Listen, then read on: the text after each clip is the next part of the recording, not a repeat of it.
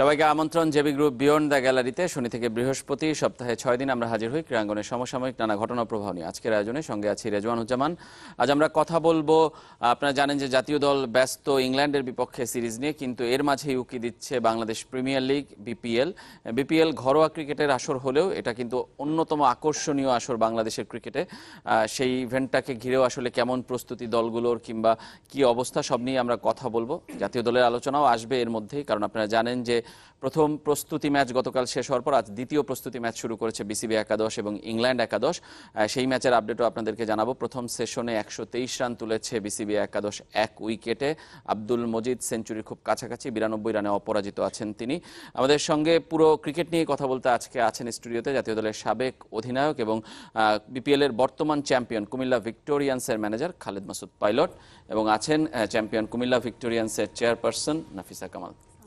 দুজনকে স্বাগত জানাচ্ছি আমাদের স্টুডিওতে। দর্শক, আপনারাও চাইলে অংশ নিতে পারেন আমাদের এই আয়োজনে। ফোন করুন 0255029704 থেকে 06 এই নম্বরগুলোতে।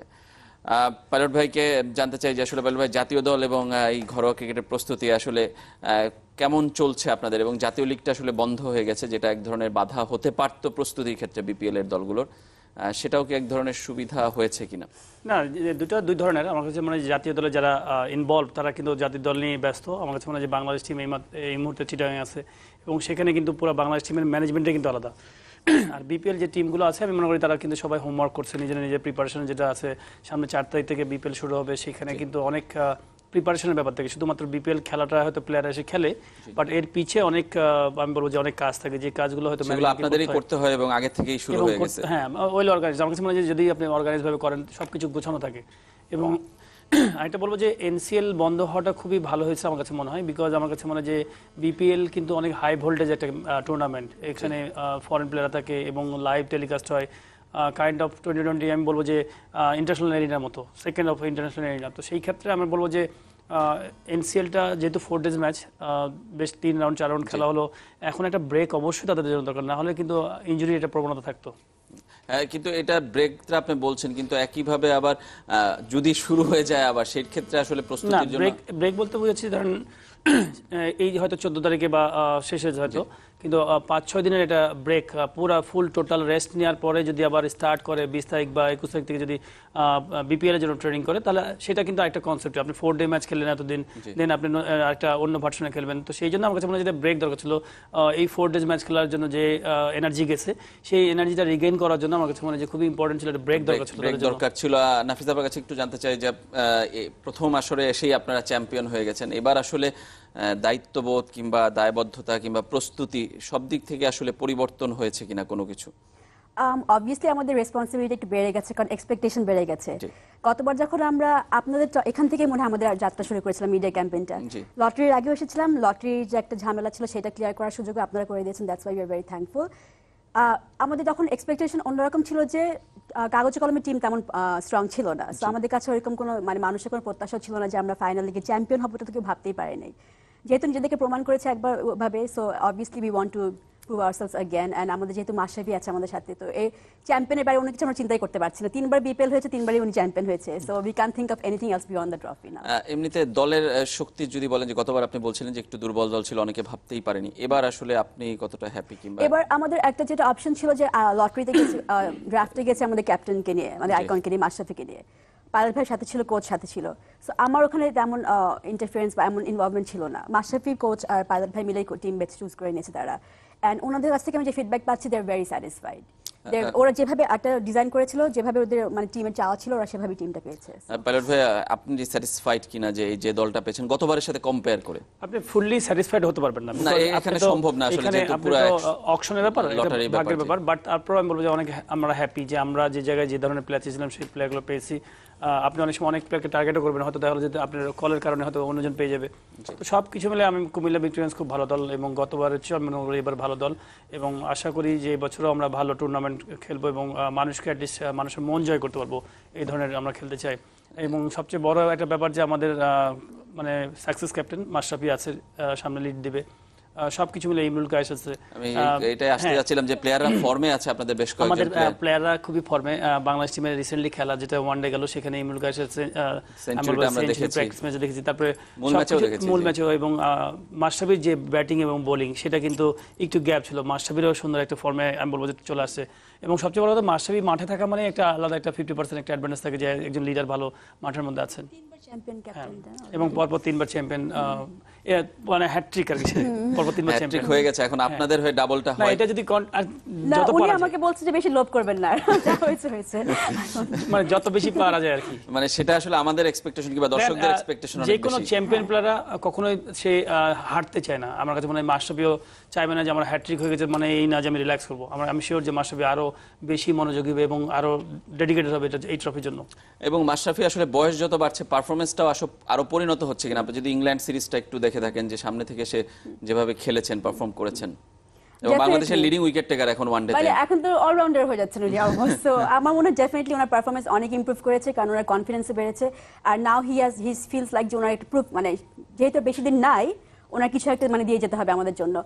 আর আমার পার্সোনাল মনে হয় যে মাশরাফি আমাদের জন্য 2015 বা 2016 কোনো সিজনের জন্য না, উনি হচ্ছে একটা লাইফ লং অ্যাসেট আমাদের টিমের জন্য। আমি আজ থেকে 20 বছর পরে মানে ভাবতে পারবো যে মাশরাফি আমার টিমে, ওনার মতো একজন অসাধারণ মানুষ আমার টিমে ছিল, ক্যাপ্টেন্সি দিয়েছে।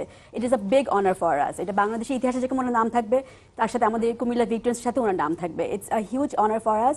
মাশরাফি কোনো এক সিজনের জন্য না বা কোনো এক পিপলের জন্য না, he is forever, and we are very very মানে privileged and honour that we have had. এবং পাইলট ভাই, দল গঠনে মাশরাফির আসলে ইনপুটগুলো কেমন ছিল এবার? যেহেতু বললেন যে আগেই আইকন প্লেয়ারটা আপনারা পেয়ে গিয়েছিলেন, কিংবা A+ ক্যাটাগরির প্লেয়ার আগেই ঠিক হয়ে গিয়েছিল, দল গঠনের ক্ষেত্রে না অবশ্যই আমার কাছে মনে হয় যে দল গঠন তো খুবই ইম্পর্টেন্ট ছিল, এবং গতবার যেটা হয় না, গতবার অকশনের দিনে আইকন ঠিক হয়েছিল, বাট এবার একটা সুন্দর প্রত্যেকটা টিমই কিন্তু সেই সুবিধাটা পেয়েছিল যে ক্যাপ্টেনকে নিয়ে যে কিনা ক্যাপ্টেন্সি করবে, মানে তারও একটা সুন্দর সিলেকশন ছিল। তো আমার মনে হয় যে খুবই ভালো একটা আন্ডারস্ট্যান্ডিং হবে আমাদের নতুন কোচ বাবুল ভাই এবং সাথে মাশরাফি আছে, দুজন মিলেই কিন্তু টেবিলে বসতে কিন্তু আলোচনার ভিত্তিতে কিন্তু রিসেন্ট পারফরমেন্সের বেস করে কিন্তু তারা টিম বানিয়েছে। ফ্যান্টাস্টিক, আমার কাছে মনে হয় সবকিছু আমাদের টিমের মোটামুটি কম্বিনেশন খুবই ভালো। তো প্র্যাকটিস কবে থেকে শুরু হচ্ছে, কিংবা কিভাবে হবে, এবার নতুনত্ব কোনো কিছু আসছে কিনা? না, প্র্যাকটিস অ্যাজ ওয়েল আমার কাছে মনে হয় যে আসলে এখানে মেইন ব্যাপারটা বেশি সুযোগ থাকে না আসলে বিপিএল এর, বেশি লম্বা সময় থাকে না, বাট আমার কাছে মনে হয় যে বিপিএল কমিটিরই একটা সুন্দর একটা রেজুলেশন করা উচিত ফরেন প্লেয়ারদের উপরে, যেটা বিগ ব্যাশে থাকে বা আইপিএল এ থাকে যে 7 দিন আগে আসতে হবে, 7 দিন আগে মিনিমাম আসতেই হবে, এরকম একটা ইয়ে থাকে, এগ্রিমেন্ট থাকে। আমাদের দেশে হয় কি, আমাদের রেজুলেশনগুলো খুব একটা আমি বলবো যে কাগজে কলমে খুব একটা ভালো না। তো সেই বাইন্ডিংসটা যদি বিপিএল থেকে আসতো তাহলে কিন্তু ফরেন প্লেয়ারদেরকে বাধ্য হয়ে আসতো তো, এবং আমরা বেশ কিছু হয়তো নিজেরা প্র্যাকটিস ম্যাচ খেলতে পারতাম, নিজেরা ফরেন প্লেয়ারদেরকে টিমকে নিয়ে অনেক কিছু টিম কম্বিনেশনে তৈরি করতে পারতাম, বাট ওনারা হয়তো আসবে 1-2 দিন আগে, সব টিমের জন্য হয়তো একটু হলে প্রবলেম হয়। লোকাল প্লেয়ারদের নিয়ে আমরা প্র্যাকটিসের একটা অলরেডি প্ল্যান তৈরি করেছি যে 18 তারিখ থেকে আমাদের প্র্যাকটিস শুরু হবে, বিকেএসপিতেই হবে প্র্যাকটিসটা, ওখানে ওদের লজিং থাকা খাওয়া হবে। আর লোকাল প্লেয়ার যাদেরকে আমরা পাবো, অলসো বোর্ড থেকে আমরা একটা সুবিধা পেয়েছি এবার যে এনসিএল আর মানে কিছুদিনের জন্য অফ হয়ে যাবে, 18 তারিখ থেকে আমরা অলরেডি অফ হয়ে গেছে, সুতরাং সেই ক্ষেত্রে সুবিধাটা আপনারা পেয়ে যাচ্ছেন, লোকাল প্লেয়ার থেকে পাচ্ছি আমরা। আর মাশরাফি তো আছে। একজন দর্শক আছেন, আমরা তার ফোনটি নিতে চাই। দর্শক, পরিচয় জানিয়ে প্রশ্ন অথবা মতামত জানান। জি, আমি মিরপুর থেকে বলছিলাম। পাইলট ভাই কেমন আছেন? জি, আমি ভালো। জি, আমার প্রশ্ন হচ্ছে এবার কুমিল্লা ভিক্টোরিয়ান্সের নতুন কি প্ল্যানিং আছে, এটা একটা। আর আগামী কয়েক বছর মাশরাফি খেলবে কিনা, মাশরাফি যতদিন কুমিল্লা থাকবে ততদিন অবশ্যই মাশরাফি উইনার হবে, এবং আমরা মাশরাফিকে অনেক ভালোবাসি। We love you Mashrafe so much. Thank you. আচ্ছা, ধন্যবাদ আপনাকে। পাইলট ভাই, কি প্ল্যান আছে, নতুনত্ব কি আছে, কিংবা মাশরাফিকে নিয়ে আসলে কথা বারবারই হচ্ছে? না, প্ল্যান তো বেসিক্যালি আমরা হয়তো এখানে মিডিয়াতে আসলে অনেক কিছুই বলা যায় না, আপনার ডিপ্লোমেসি হতে হয়। প্রত্যেকটা টিম, প্রত্যেকটা কোচই বা ক্যাপ্টেনই কিন্তু তারা চ্যাম্পিয়ন হওয়ার জন্য প্ল্যান করে যে আমি কি প্ল্যানে খেলবো, কি প্ল্যানে ট্রেনিং করবো, কিভাবে সবাইকে। হ্যাঁ, সেটা তো মাঠের স্ট্র্যাটেজি, সেগুলো নিয়ে অবশ্যই আপনি বলবেন না, কিংবা হ্যাঁ, বাট সবাই কিন্তু একটা জন্যই খেলে, একটা ট্রফির জন্যই খেলে, এবং সেই প্ল্যানটা কেউ সাকসেস হয়, কেউ হয়তো হয় না। এবং মাশরাফিকে ঘিরে আসলে দীর্ঘমেয়াদী কোনো প্ল্যান, যেটা বলছিলেন মাশরাফি কুমিল্লার সঙ্গেই থাকবে কিনা, আছে আপা বলছে, আমরা আপার কাছে শুনবো। একটু বিরতি থেকে ফিরে এসে আমার মনে হয় উত্তরটা দর্শকরা একটু অপেক্ষায় থাকুক, কি পরিকল্পনা আছে মাশরাফিকে ঘিরে। একটা ছোট্ট বিরতি নিচ্ছি, জেবি গ্রুপ বিয়ন্ড দ্য গ্যালারিতে, আমাদের সঙ্গেই থাকবেন।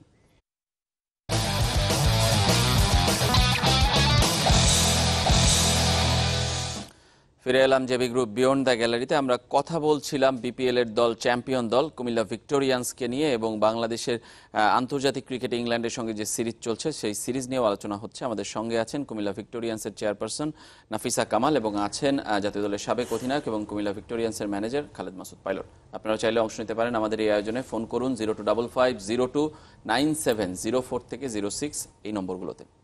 আমরা বিরতির আগে আপু আপনার কাছে বলছিলাম যে মাশরাফিকে নিয়ে একটা পরিকল্পনা আছে, আপনাদের ভবিষ্যৎ পরিকল্পনা। কুমিল্লার সঙ্গেই মাশরাফি থাকছেন কিনা, প্রথমে এটাই জানতে চাই যে আসলে। আমরা তো আশা করি যে অবশ্যই উনি আমাদের সাথে থাকবে। মানে যেহেতু এবার আমাদের প্লেয়ার্স বাই চয়েস আগে ডিসিশন হয়ে গেছে, ডিসিশন হতো আর না হতো, আমরা যদি এখন অকশন টেবিলে যেতাম বা ড্রাফটে যেতাম, আমাদের ফার্স্ট কল মাশরাফি হতো। অ্যান্ড যেটা আমি বলি যে মাশরাফি সিজনাল না, উনি এক সিজনের জন্য না, বিপিএল 2015 বা 16 না, উনি এটা লাইফ টাইম অ্যাসেট। সো এটা যে কোনো যে কোনো ক্রিকেট ফ্যামিলি বা ক্রিকেট অর্গানাইজেশনের জন্য অনেক বড় একটা প্রিভিলেজ মাশরাফির মতো একজন অসাধারণ মানুষ তাদের সাথে পাওয়া। আর এবার আমরা ডিসাইড করছি আমরা ব্র্যান্ড অ্যাম্বাসেডর নিব না, কারণ গতবার আমরা খুব বড় একটা ভুল করেছি যে মাশরাফিকে আমরা, উনি নিজেই এত বড় ব্র্যান্ড আমাদের টিমের, মানে ওনার যে ফ্যান ফলোয়িং, ওনার যে সাপোর্টার্স, আমার টিমে এখন ব্র্যান্ড অ্যাম্বাসেডর নেওয়া মানেই হয় না। আর উনি যতদিন খেলবে আমরা অবশ্যই চাবো যে উনি আমাদের সাথে থাকে, উনি আমাদের আইকন হিসেবে বা ক্যাপ্টেন হিসেবে ওনাকে আমাদের সাথে রাখতে চেষ্টা করবো আমরা। উনি বাংলাদেশ টিমকে যেভাবে আগলে রেখেছে এটা তো আপনারা সবাই জানেনই, আর আমি পার্সোনালি জানি যে আমাদের টিম কুমিল্লা ভিক্টোরিয়ান্সকে উনি কীভাবে আগলে রেখেছেন, এবং ওনার contribution towards my team success বা এভরিডে ওনার ইনভলভমেন্ট, উনি যেভাবে আমার টিমকে নিয়ে চিন্তা করে, সিরিয়াসলি এটা মানে আমি ভাবতেই পারি না ওনার মতো একজন মানুষের কাছ থেকে এত সময় পাওয়া এবং এত চিন্তা এইভাবে ইনভলভমেন্ট পাওয়া। আর যখন উনি ক্রিকেট ছেড়ে দিবেন, যখন ছাড়তেই হবে, তখন অবভিয়াসলি আমরা চাবো যে, মানে অবভিয়াসলি কথাটা আমি ওনার কাছ থেকে শিখছি, অবভিয়াসলি বের হয়, ওনাকে চাবো যে আমাদের টিমের মেন্টর হিসেবে রাখতে, যে কুমিল্লার সাথে কুমিল্লা ভিক্টোরিয়ান্স ফ্যামিলিতে মাশরাফি যেন ফর এভার থাকে, ওনার নাম যেন সবসময় যুক্ত থাকে। সো উনি আইকন বা ক্যাপ্টেন হিসেবে বেরিয়ে আসলেও আমি চাবো যে আমাদের মেন্টর হিসেবে ওনাকে আমাদের টিমের সাথে রাখছে। এমনিতে পাইলট ভাই, কুমিল্লায় গিয়েছেন আপনারা, এবার একটা নেট বোলার হান্ট খুঁজেছেন এবং বেরও করেছেন। কুমিল্লায় আসলে কুমিল্লা ভিক্টোরিয়ান্স নিয়ে সারা কেমন পেয়েছেন? ফ্যান্টাস্টিক। আমার কাছে মনে হয় যে প্রায় 1200 মনে হয় সম্ভবত, তাই না, 1200 কি 1500 মনে হয় বোলার আসলো, সেখান থেকে বাছাই করে আমরা 10 জন নিয়েছি। 3টা ভেন্যুতে আর কি এরকম সিলেকশন হয়েছিল। প্রথমে 66 জন ছিল, ওখান থেকে সিলেকশন করে 10 জনকে নিয়ে আসে। একটা জেলার মধ্যে আপনি চিন্তা করেন 1200 মানুষ যারা কিনা, তাও শুধু বোলিং ডিপার্টমেন্ট, এমন না যে ব্যাটিং ডিপার্টমেন্ট। তার মানে কতখানি সারা পড়েছে। এবং আমি মনে করি যে কুমিল্লার জন্য তো অবশ্যই এটা বিশাল, মানুষের জন্য তো ব্র্যান্ড, বা আমি বলবো যে কুমিল্লাকে সাপোর্ট করতে পারছে। লাইক থাকে না, আপনার নিজের হোমকে আপনি দেখতে পাচ্ছেন। বাংলাদেশি মানুষ যখন দেশের বাইরে থাকে তখন কিন্তু বাংলাদেশ বলে পাগল থাকে। তো কুমিল্লার যারা আছেন কমিউনিটি, তারা কিন্তু সবাই কিন্তু আমার কাছে মনে হয় যে খুবই কুমিল্লা কিন্তু অনেক চিন্তা করেন, এবং কুমিল্লা ভালো রেজাল্ট করুক সেটা জিনিসটা চিন্তা করেন। এবং আমি শিওর যে কামাল ভাই এই জিনিসটা খুবই চেষ্টা করছেন যে সবাইকে ইউনাইটেড করা, সবাইকে নিয়ে একসাথে বিগ, মানে সবাই যেন মাঠে এসে খেলা দেখতে পারে, মজা যেন করতে পারে, কুমিল্লাকে নিয়ে যেন প্রাউড ফিল করতে পারে। আমরা যে মাশরাফির সঙ্গে কথা বলছিলাম, কিংবা মাশরাফিকে নিয়ে কথা বলছিলাম, এত কথা টেলিফোনে তিনি যোগ দিচ্ছেন আমাদের সঙ্গে। বাংলাদেশ জাতীয় দলের অধিনায়ক এবং কুমিল্লা ভিক্টোরিয়ান্সের ব্র্যান্ড অ্যাম্বাসেডর বলছিলেন নাফিসা কামাল। মাশরাফি, স্বাগতম আপনাকে আমাদের অনুষ্ঠানে যোগ দেওয়ার জন্য। কেমন আছেন এখন? অবসর কাটছে নিশ্চয়ই, জাতীয় দলের খেলা শেষ আপনার পর্ব। আসসালামু আলাইকুম। হ্যাঁ, ভালোই কাটছে, খেলা নাই এখন, ছেলে মেয়ের সাথে সময় দিচ্ছি, বাসায় আছি। আচ্ছা, অনেকদিন পরেই এমন অবসর পাচ্ছেন, কিন্তু আবার চিন্তাও হচ্ছে কিনা সামনে বিপিএল শুরু হবে, কুমিল্লা ভিক্টোরিয়ান্সের দায়িত্ব আবারও আপনার কাঁধে? আমাদের তো এখনো ক্যাপ্টেন ঘোষণা করা হয়নি। আর না, দায়িত্ব তো আছেই, খেলতে গেলে তো দায়িত্ব থাকেই, সেটা তো আলাদা ব্যাপার। আর নাফিসা আপা যেহেতু আছে, একটু জিজ্ঞেস করিনি, ক্যাপ্টেন কি মাশরাফি থাকছেন না চেঞ্জ করছেন? চেঞ্জ করলে ভালো হয়। আমার তো কোনো অপশন নেই, প্লেয়ার্স বাই চয়েস তো হয়ে গেছে। অবশ্যই উনি ক্যাপ্টেন। আমি যেটা বললাম যে আমরা লটারি টেবিলে গেলেও ফার্স্ট কল উনি হতো আমাদের, সো ফর লাইফ ক্যাপ্টেন উনি।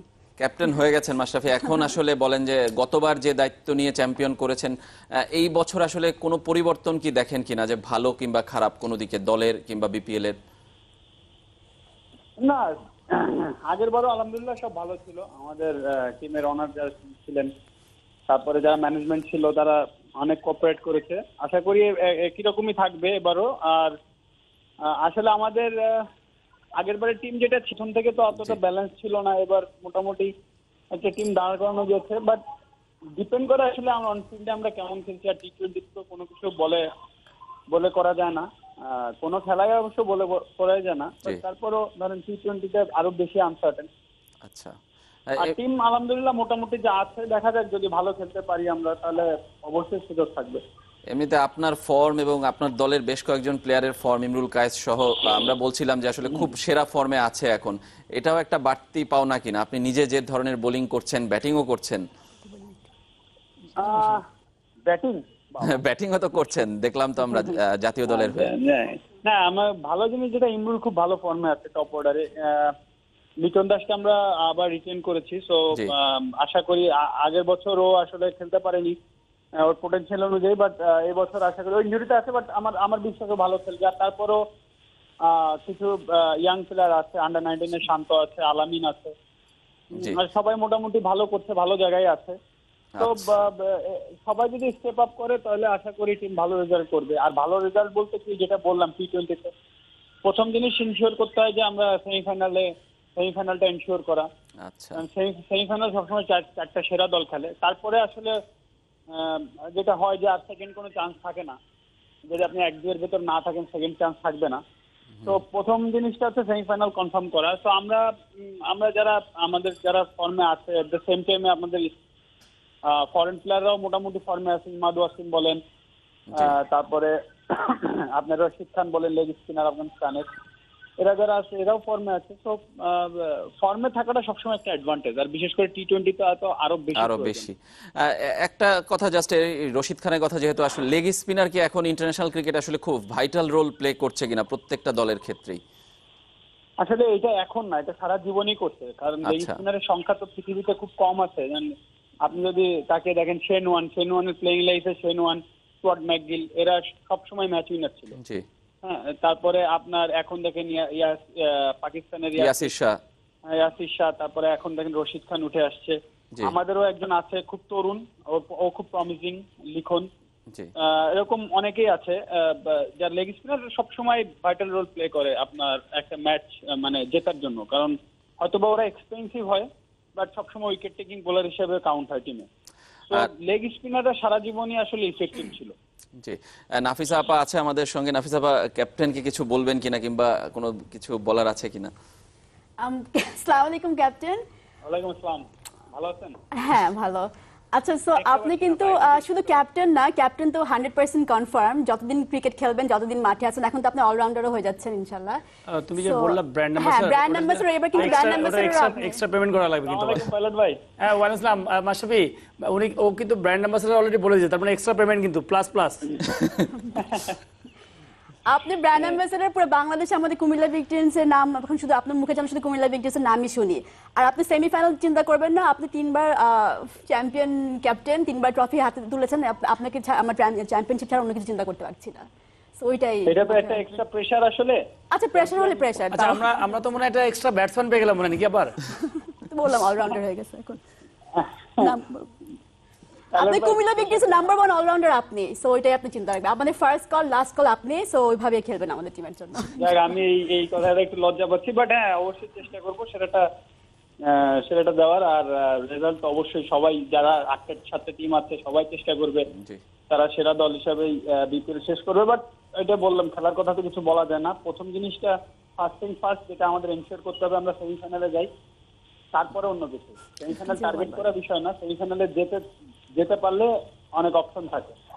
আচ্ছা, অনেক প্লেয়ারের অনেক রিকোয়ারমেন্ট থাকে, তো 1501 এই রিকোয়ারমেন্ট কি আছে? আপ টু ইউ বাড়ি।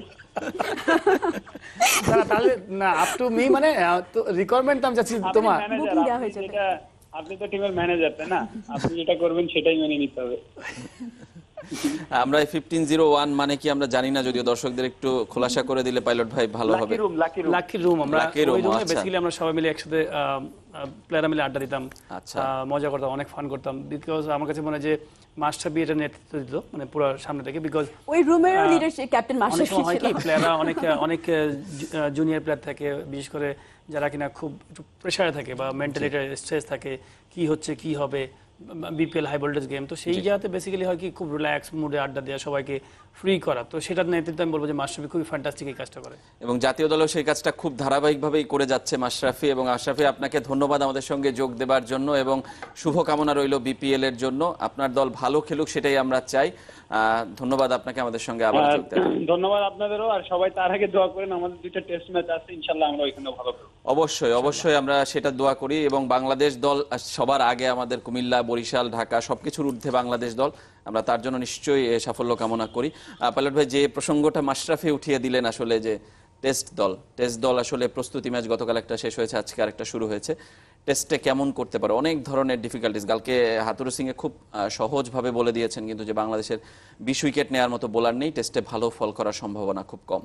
আমার কাছে এই কথাটা ভালো লাগে না, যদিও উনি অনেক ভালো হাই লেভেল কোচ, বিকজ আপনি আপনার বোলারদেরকে মধ্যে হয়তো জেদ আনার জন্য করতে পারে, যে জেদ বাড়ানোর জন্য বোলারদের মধ্যে হয়তো বোলার যে টিমটা আছে, বোলিং ডিপার্টমেন্টের যে টিম, সেই টিমের প্লেয়ারদের মধ্যে হয়তো ওরকম একটা জোশ আসতে পারে যে না ঠিক আছে আমরা প্রুভ করে দেখাতে চাই, হয়তো এটা একটা হতে পারে। বাট আবার আরেকদিকে যদি দেখা যায়, আমার কাছে মনে হয় যে আমার বোলিং ডিপার্টমেন্টকে একটু অবহেলা করা হলো, যে আমরা 20টা উইকেট নেওয়ার মতো না। আমি মনে করি যে বাংলাদেশের উইকেটটা কিন্তু একটু, আমি বলবো যে স্পিন ট্র্যাক আমরা যতদূর জানি এবং স্লো ট্র্যাক, এখানে কিন্তু আমাদের স্পিনাররা যদি ভালো বল করে, আমি নো ডাউট আমার কাছে মনে হয় যে 20টা উইকেট নেওয়ার মতো আমাদের অ্যাবিলিটি আছে। সাকিবকে আমরা যে ওয়ান ডে ম্যাচে দেখলাম, সাকিবকে খেলতেই তারা হিমশিম কাটছে। তো আমার মনে হয় যে যদি এরকম ট্র্যাক হয়, সাকিব অনেক ভাইটাল একটা রোল পালন করবে, এবং সাথে যদি অন্য সাইড থেকে যদি কোনো স্পিনার, যেমন হয়তো আমি জানি না তাইজুল খেলবে কিনা, যদি আরেকটা স্পিনার যদি ওই সাপোর্টটা দিতে পারে, আমার মনে হয় 20টা উইকেট নিতে হবে। এবং বাংলাদেশ টিম ওয়ান ডে ম্যাচে যেভাবে হাড্ডাহাড্ডি খেলা খেলেছে, তাতে কিন্তু বাংলাদেশ টিমকে আমি এগিয়ে রাখবো। এখানে শুধুমাত্র একটু পেশেন্সের ব্যাপার আছে, যে আমরা যদি ধৈর্য ধরে ব্যাটিংয়ে যদি একটু লম্বা ইনিংস খেলতে পারি, ইন্ডিভিজুয়ালি যদি ভালো পারফর্ম করতে পারি, লম্বা বড় বড় ইনিংস, একটা বড় টোটাল তৈরি করতে পারি, তাহলে আমি বলবো যে ম্যাচ জিতা অসম্ভব কিছু নয়। বিকজ স্লো এবং টার্নিং ট্র্যাকে কিন্তু বড় রানের খেলা হয় না। হয়তো আপনি যদি পার্শ্ববর্তী দেশ দেখেন, ইন্ডিয়া যখন নিউজিল্যান্ড খেলা হচ্ছে, তখন কিন্তু 3 দিনে 4 দিনে খেলা শেষ হচ্ছে। ঠিক এই ধরনের কিন্তু সম্ভাবনা খুবই বেশি যে 4 দিনের মধ্যে হয়তো খেলা শেষ হওয়ার।